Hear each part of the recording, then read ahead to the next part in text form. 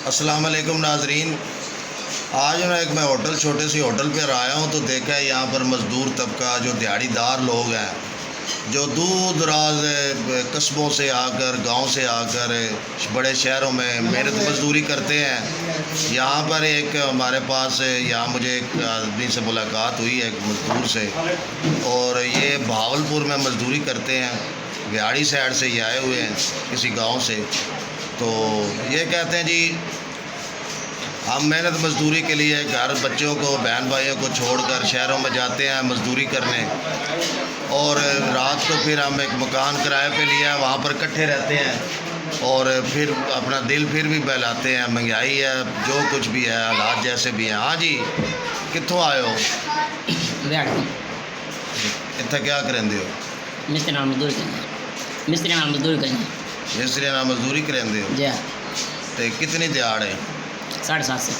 750 गुजारा हो जाता? बस थी मैं करना तो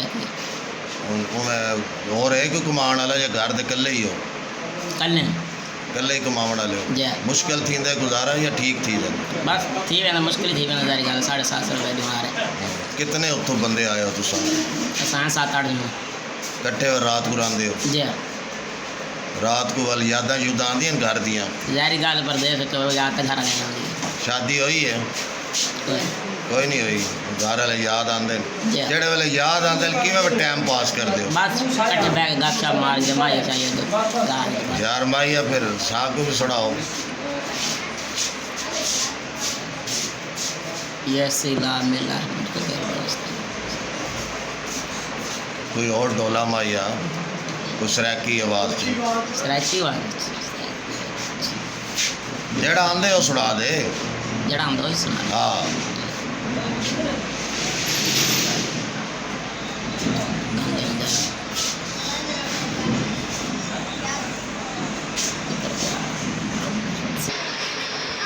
हाँ जी। रुलते गए पर चस बड़ी आई, टीवी दे डरामे खराब किताई, आयो साडा नंबर ब्लॉक किताई। वाह मेरे मौला चंगे तेरे रंग ने, साड़ियाँ दूर रोजियाँ खिलारियाँ ने, लोकी घर पे वादे साड़ियाँ नित परदेस ते आ रही। नंबर किदा ब्लॉक किते? तो यही नंबर ब्लॉक करने वाली? ना जी बस सुनो एक गाना बस तो क्या बैठे जो इधर बस इस वजह तो भी यार तुम किधर तुणकी शुणकी तो नहीं लाई? ना जी ना। जे लाई है तो डांस दे यार। नहीं जी नहीं। हैं ये नंबर ब्लॉक वाली खतरनाक गल की है तो नाराज थी की है? नहीं जी नहीं, नाराजगी का दी राजी रखी है। हाँ जी। शर्मात ना।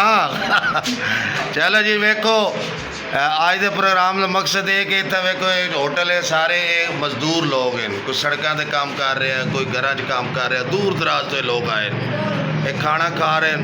ये फिर भी जिंदा दिल लोग ने, ना इन्हें गर्मी लगती है ना इन्हें सर्दी लगती है। बच्चों की रोज़ी की खातर है दूर दराज तो सारे ये भाई इतना आए, तो इस वास्ते ये लोग ना होन तो ये भी लोग जिस तरह किसान रीढ़ की हड्डी है, मजदूर भी रीढ़ की हड्डी है मेरी नज़र के इस मुल्क में।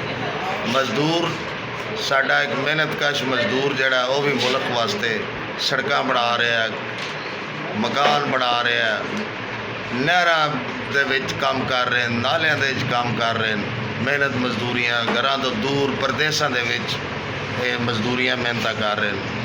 क्या नाम है? शकील? शकील मस्ती साहब। महीने बाद घर जाते हो? अच्छा, महीने बाद ये लोग घर जाते हैं दूर दराज तो आते हैं। ये नाल ही अज का प्रोग्राम आमना सामना ख़त्म करते हैं। ये थोड़ा जहा क्लिप दिखाने का मकसद है कि जैसे भी हालात हो, मजदूर ने मजदूरी करनी है तो बच्चों वास्ते रोटी कमानी है। हमेशा खुश रहो, दूसरों भी खुश रखो, साढ़े वास्ते भी दुआ करो। अल्लाह हाफिज़।